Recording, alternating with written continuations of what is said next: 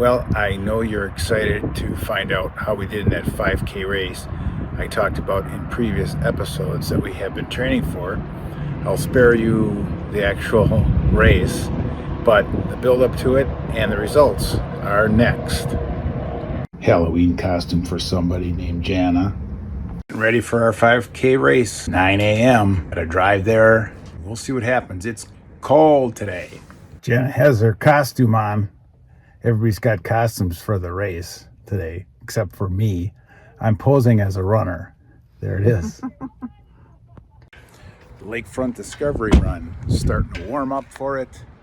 Here's our beautiful lakefront. Warming up a little bit.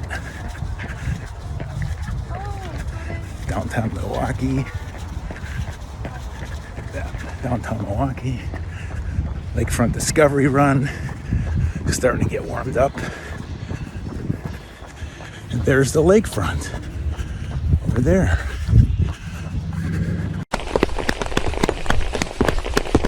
All right, Lakefront Discovery Run 15K. We did not. We did the 5K, and look at us, medal winners. Second place in our respective age and gender groups. So all that training was worth it. Knocked a lot of time off. Very happy with it, but it's cold, and we are going to finish a beer and then be on our way. Yay, second place. So we got this cool shirt, and here's the results. There's Jana, second place. There's me at the second place. And then the cool statistics are that Jana took second out of 11 in her female age group, 26th out of 106 females, 62nd out of all 183 runners, both male and female. I was second out of 6 runners in my age group, 25th out of 77 males, all age groups, and 38th out of all 183 runners, both male and female. So we were really happy with the results. I knocked off about 7 minutes from our race a few months ago, and Jen knocked over 5 minutes. So the training worked. Well, we still have this stink bug infestation that I talked about in the first and the second episode. Just take a look at this. It's getting out of hand. Here's another stink bug. Another one. More bugs.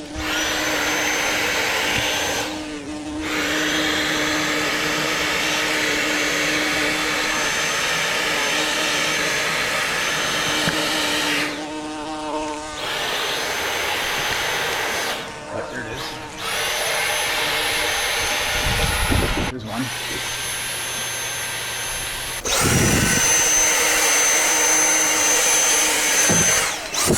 Then come out.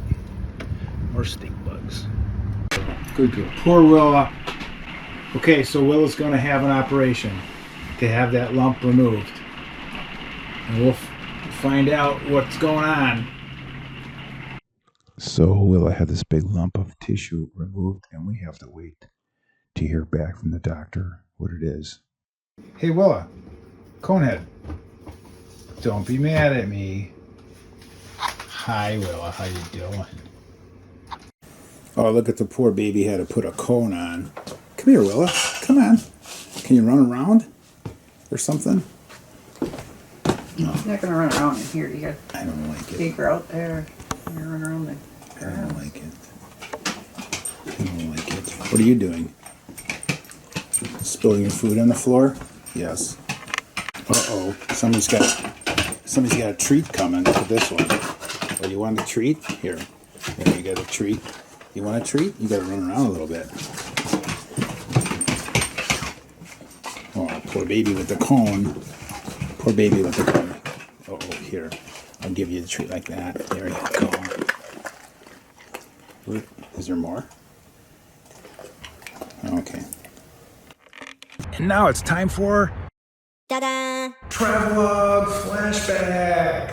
The first thing in our Travelogue Flashback is Mackinac Island in Michigan. This is the UP of Michigan. You take a ferry ride over. There's no motorized vehicles allowed by civilians. And so this will just be a lot of pictures with some nice music, and then some video of the fort, some reenactments.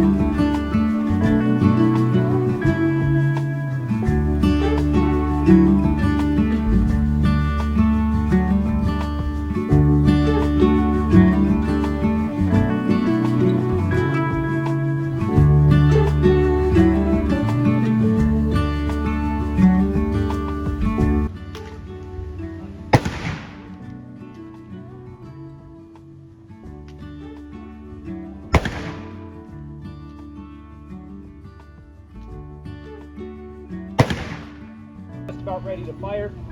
It is a cannon, will be a little bit loud, so you probably want to cover your ears. You can use your fingertips or whatever else you like. And if everyone's ears are covered, the last one commands are ready, fire. And there you have a cannon salute.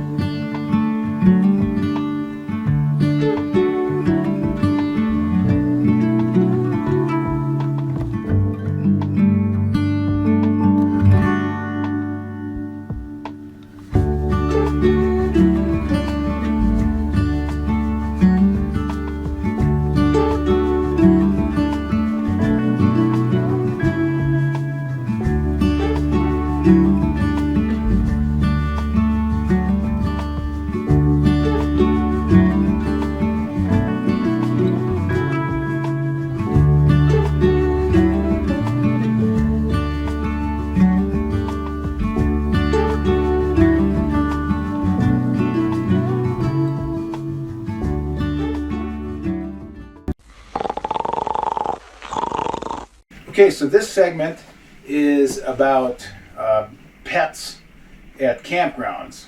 You can forward this information to other people because of the habits and things that people do. And so this is a panel discussion. It's a panel of two.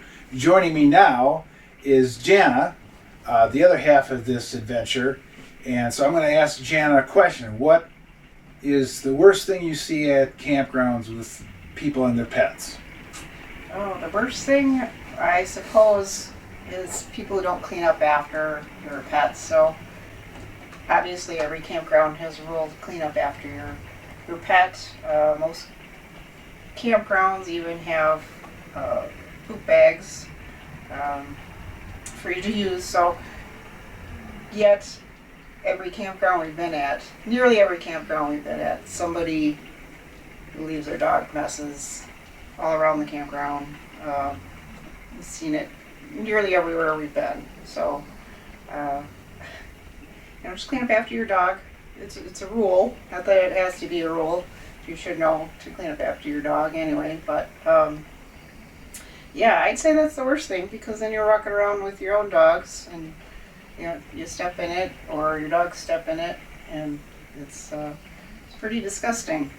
So that's probably the worst thing. It's not the only thing. Yeah, and I'd add to that, sometimes people, they get to a campground and they'll let their dogs out, off leash, and they'll run over to your campsite and they'll poop in your campsite. And then the people won't clean it up. I mean, that's really rude. And like Jana said, we see that all the time as far as people not cleaning up after their dogs. I think some people think their little dogs don't make that much of a mess. We see it, I think, a little bit more with little dogs. You know, it's both big dogs. Now, the other thing I want to mention too is cats. Jana, tell us about what you think about cats at campgrounds. Oh, well, if there are some people who don't clean up after their dogs, it seems to be more people when there's cats allowed at a campground and they're roaming around. People definitely don't clean up after their cats.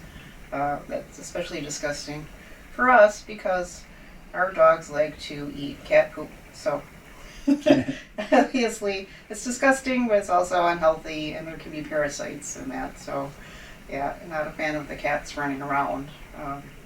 So if you're a cat owner, clean up after it, keep track of it, don't let it roam free, and do whatever it wants.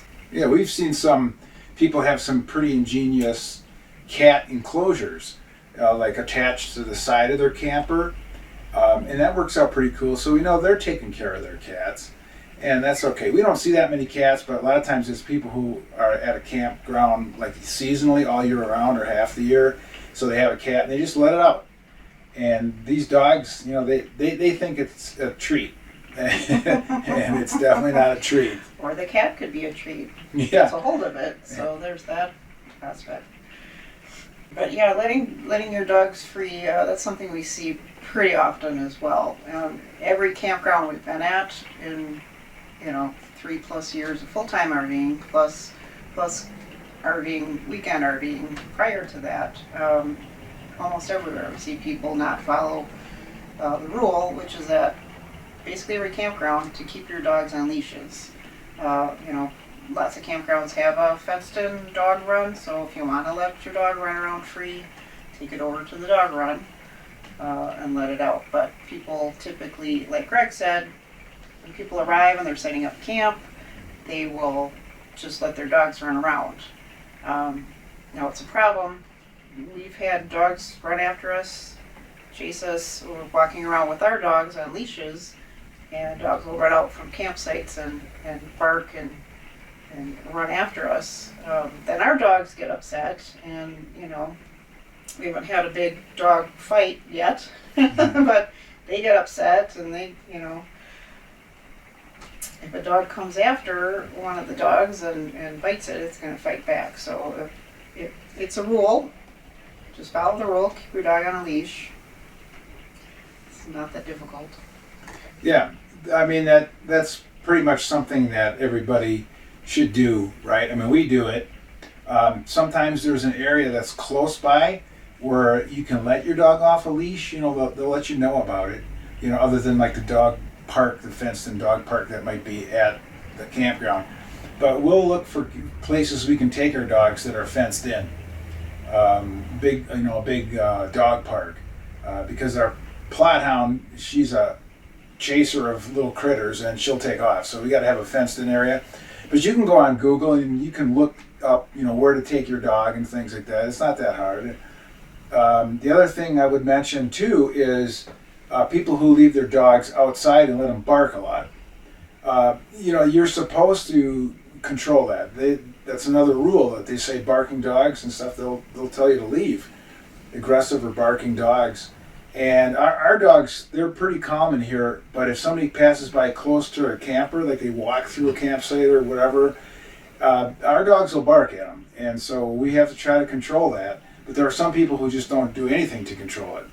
And we know that dogs are going to bark. They're inside their camper, they see another dog.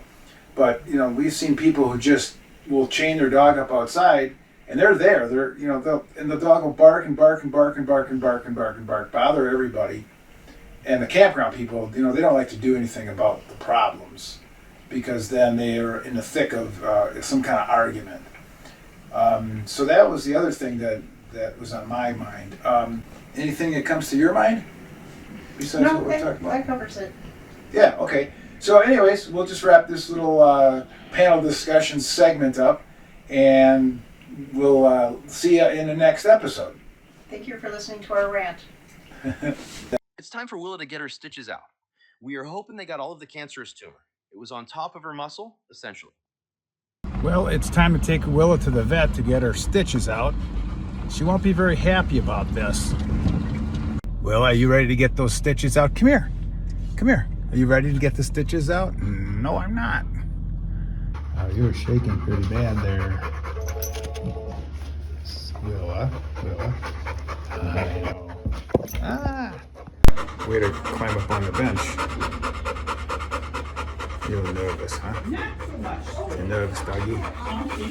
Yep, Yeah. In the vet's office, all kinds of fun. Okay. Oh boy, all done. That was fast. Now we get to go home. Let's take a look at what you got going on here. Look at all your stitches. Are all gone. Hey Willa, Conehead. Don't be mad at me. Hi Willa, how you doing? Left Wisconsin November 1st, headed south towards Memphis. Here are our first 2 quick campground stops.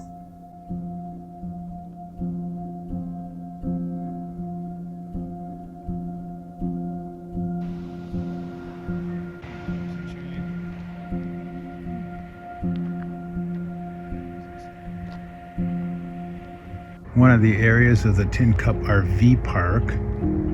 This used to be a driving range over here, and there's a story. And the story behind the driving range is such that the producer of the Tin Cup movie, if you've ever seen it, stayed here for one night, and he was looking for a name for his movie, and he came upon this, and they claim to have the Tin Cup that Kevin Costner had in his trailer when they made the movie, but I don't think they filmed anything here. This is the other area of the park.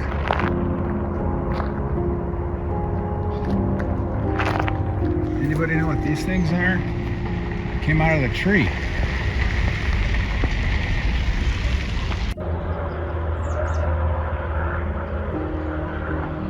In the old office, looks like they take packages here too.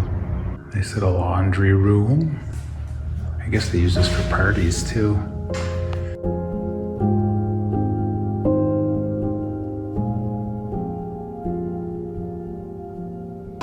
Hey guys. The Archway RV Park. Not too many people here. Here's our rig right here. There's a few people there. And there's some people down there. Oh look, there's a Class A for sale. Nice little office. They do have a dog park.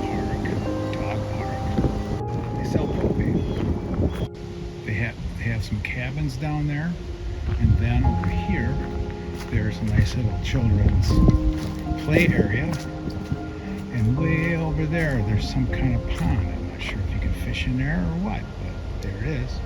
This pond's kind of cute. Somebody's running a chainsaw way over there, but it says no swimming allowed. Like, who would want to? Looking through the window, there's a nice little gathering area, but it's locked right now. Shower bathroom area, kind of weird because there's 2 toilets, 2 showers, and then there's another room just like this, so you lock it, but you have a buddy in there with you too, I guess. I like the sound of wind chimes when they're peaceful like this. Watch us. Well, that wraps up episode 3 of Excellent Adventures with Greg and Jan. I hope you enjoyed it, and if you haven't already, please subscribe to it. You might have to create a YouTube account if you don't have one already, and click on the like button as well. So in our next adventure, we should have the results back from the vet concerning Willa's tumor, that big lump she had, as described in the previous episodes, and this one. We'll have more travelogue flashback stuff, and some recent travels, including the excellent Rock and Soul Museum in Memphis. So keeping it short and sweet. That's all for now. Thanks for tuning in. See you next time.